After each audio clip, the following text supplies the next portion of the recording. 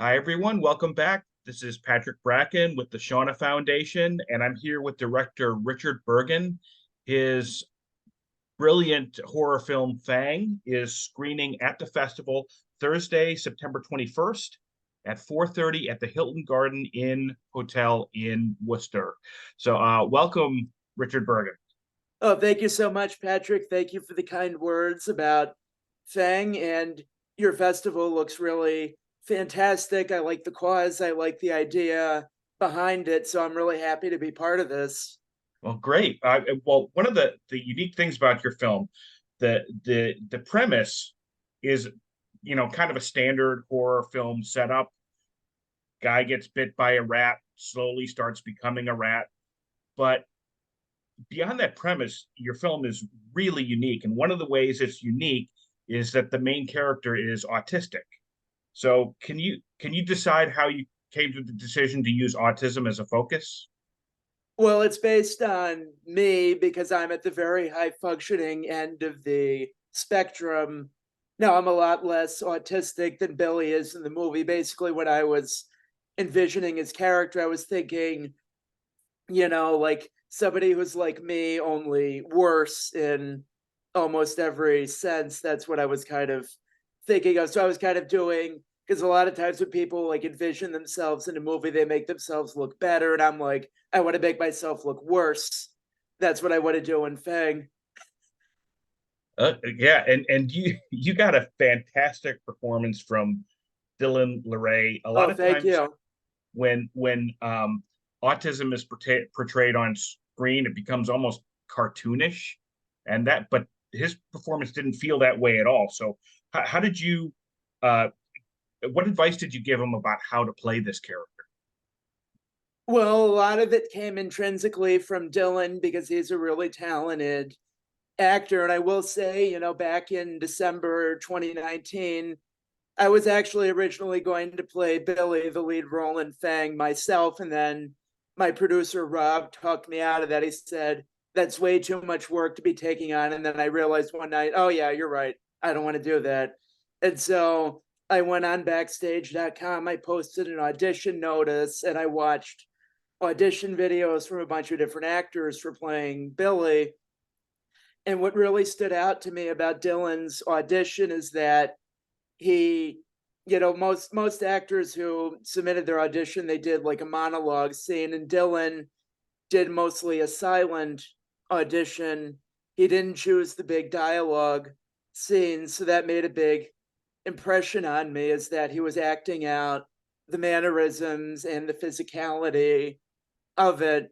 And that was something that stuck in my mind because a lot of his scenes are just, not dialogue scenes. He does a lot of obsessive compulsive rituals or turning into a rat scenes. So the lack of dialogue in Dylan's audition stood out to me, and that was why I ended up picking him to play Billy. And I wrote the script, so a lot of what he's playing was in the script, and I guess it's inspired by different experiences that I've had, only with a twist.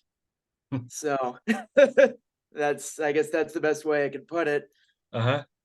Now, that makes me wonder about your mother, because the next place I was going was Lynn Lowry. Got to work with a legend, Lynn Lowry. Last year, she received a Lifetime Achievement Award from the Shauna Shea Film Festival. So, what was it like working with an experienced Hollywood actor on the film? Did that change your directing style at all? Well, first I want to say that my mom and I get along better than Bill and his mom do in the movie. And with Lynn, she did a fantastic job, acting, and she needed very little direction. She kind of understood the character of Gina, the mother, like very intuitively.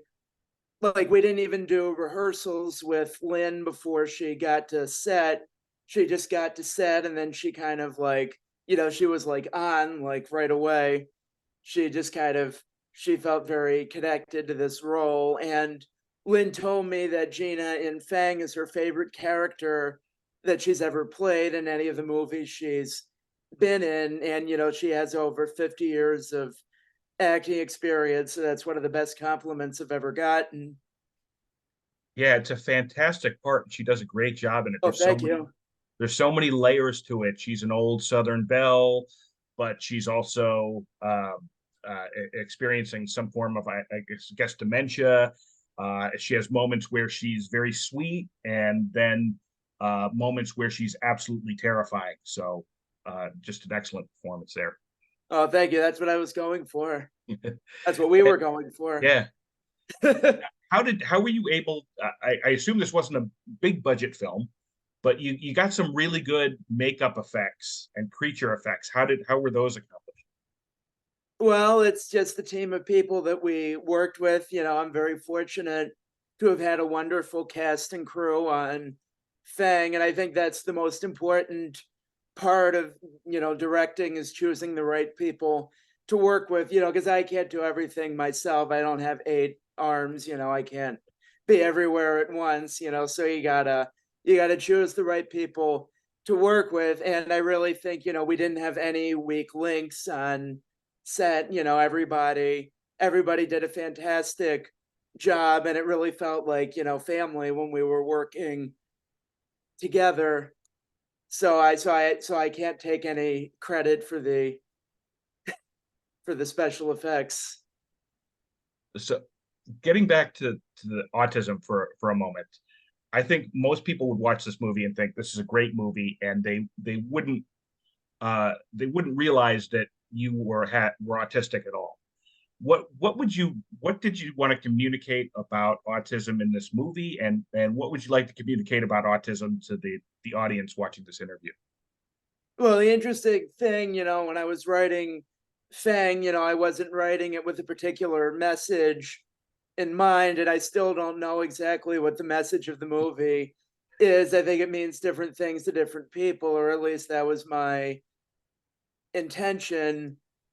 And I guess if there's anything that I would want to communicate, is that, it's like the way that, you get treated by other people can help determine the course of your life, whether you turn into a monster or you grow up to be very nice and responsible. But also, ultimately, it's your decision. And there were plenty of times in Fang when Billy could have taken a different course, but he made the decisions he did with the circumstances he was in. So it's ultimately still his fault. Yeah, yeah, you really get that sense in the movie, and I love how you talk about the different points where you could have made different decisions. Oh, And thank you.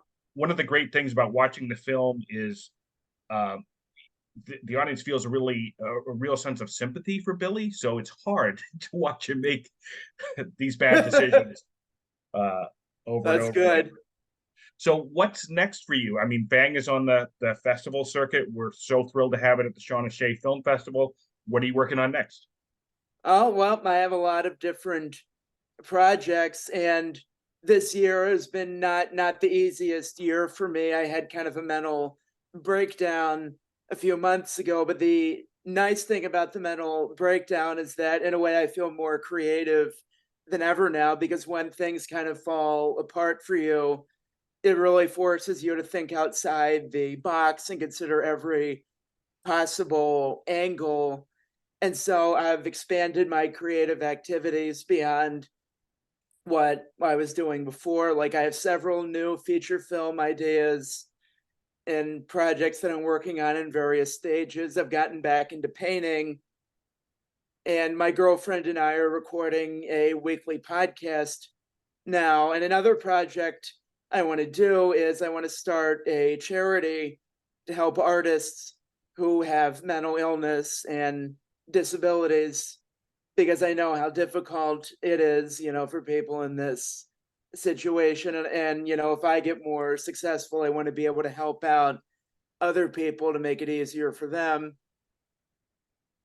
Yeah, I know there's a lot of people out there who are going to watch this and watch Fang and be very appreciative about how open you are about your own mental Oh, illness thank you. and how you're handling it. So great job there. I encourage everyone to go see Fang. It's a fantastic, scary film, and it's showing Thursday, September 21st at 4:30 p.m. at the Hilton Garden Hotel in Worcester.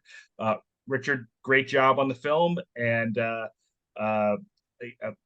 good luck in your next endeavors.